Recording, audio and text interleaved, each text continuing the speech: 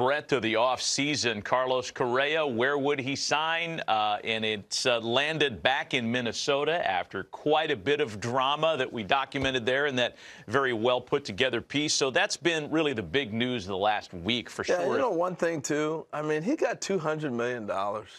He was injured, and it's worked out for him. I'm happy for Carlos. You know, you go through something like this and still end up with a contract like that, good for him. The Twins are happy to have him back for sure, but there is other news that we'll look forward to in the remaining months of the offseason. For that, J.P. Morosi leading the league. We've talked a little bit, not quite as much as we have about Carlos Correa, but we've talked a little bit about Bryan Reynolds, who earlier this offseason asked for a trade from the Pirates. Certainly no shortage of teams that would be interested.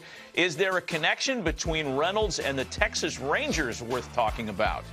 There is indeed, Matt. And Bryan Reynolds, to me, with about a month or so, only a month before pitchers and catchers report, this is probably the last major remaining transaction still out there. And I am told the Rangers among the most serious suitors for Reynolds right now. We certainly cannot count out the Yankees, but the difference between the Yankees and Rangers is the Rangers have 3 pitching prospects among MLB Pipeline's top 100, and that is what the Pirates would want in that potential deal. Jack Leiter, Owen White, Brock Porter. I believe that if the Rangers are going to be successful in getting Reynolds, they'd have to give up one of those 3 top-end pitching prospects. You see how valuable Reynolds has been to Pittsburgh, and you think about the American League West.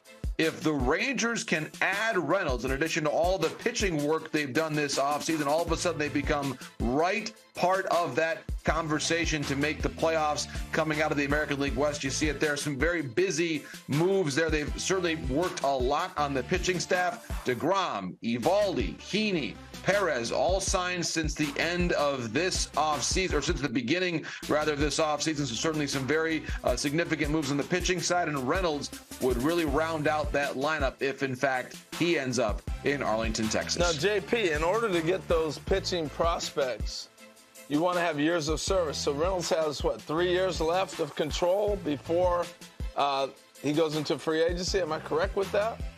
Yes, and I think that the Rangers, given everything that we've seen from how they've handled their spending the last couple off seasons, they would probably be able to put together a much more compelling extension offer to Reynolds, and that would make them perhaps more comfortable giving up a pitcher like a Leiter or a White or a Porter. What we don't know, Harold, is if the Pirates would grant that extension window to say, all right, Rangers or Yankees, you can have the player and here's the agreement, but we're going to make contingent on an extension being agreed upon. It's rarely done in baseball, but the CBA does allow it, and I'd be really curious to see if in this circumstance, if the commissioner's office, the union, and the teams would allow that conversation to take place. Boy, what do you think Bruce Bochy would say if someone were to tell him, oh, yes, and you'll get Bryan Reynolds as well? I lost my mind. He would. He would lose his mind coming back to manage after a couple of years on the sidelines. Let's talk about some of the other players that are out there.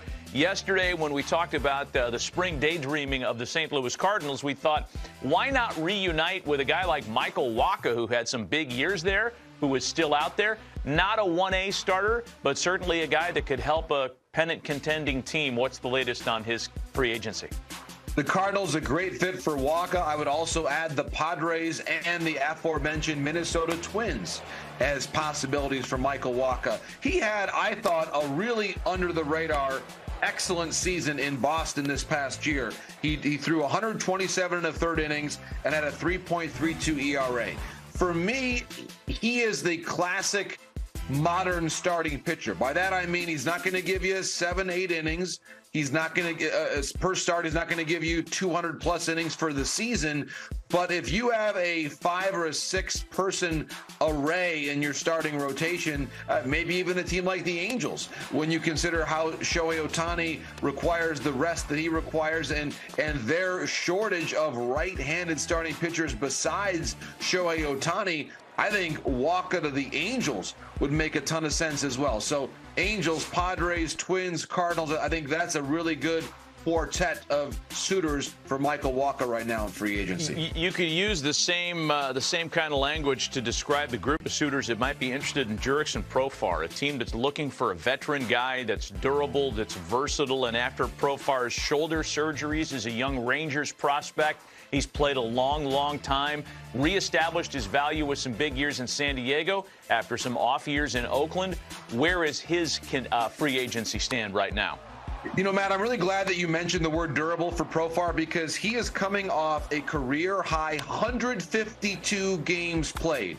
And I think that, to your point, the narrative on him early in his career was how much time he had missed. Well, it's a different story now. He's playing much more consistently. He can play left, center, right, second, first. He started games at all of those positions in each of the last couple seasons. So I'm going to say this. The Boston Red Sox, with the news of the last couple of days in Trevor Story, Profar is no longer a shortstop, obviously. But what Profar could do for you would be if you felt comfortable with him starting on a more consistent basis in the outfield, that would make you more comfortable putting Kike Hernandez into a short-term infield situation. Maybe you pair up Profar with Duran in the outfield. I would also add the Marlins as a potential fit for Profar, and Jim Bowden has talked about the Colorado Rockies. We've seemingly forgot about the Rockies for a while this offseason, but they, of course, made the big splash with Chris Bryant last year late in the game, and they're a team that wants to add one more outfielder. So I would say Red Sox, Marlins, Rockies, all possibilities for Jurickson Profar. So a significant PT for Profar. I don't mean physical therapy. I mean playing time. Yeah.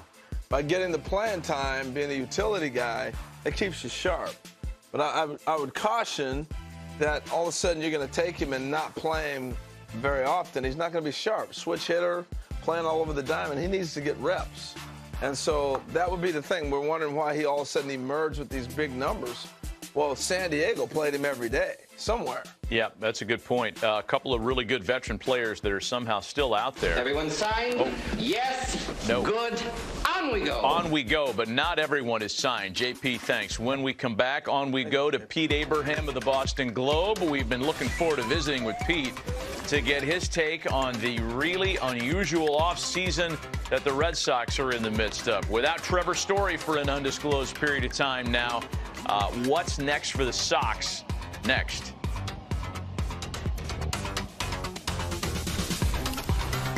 San Diego played him every day, somewhere. Yeah, that's a good point. A couple of really good veteran players that are somehow still out there. Everyone signed? Oh. Yes. No. Good. On we go. On we go, but not everyone is signed. JP, thanks. When we come back, on we go to Pete Abraham of the Boston Globe. We've been looking forward to visiting with Pete to get his take on the really unusual offseason that the Red Sox are in the midst of. Without Trevor Story for an undisclosed period of time now, what's next for the Sox? Next.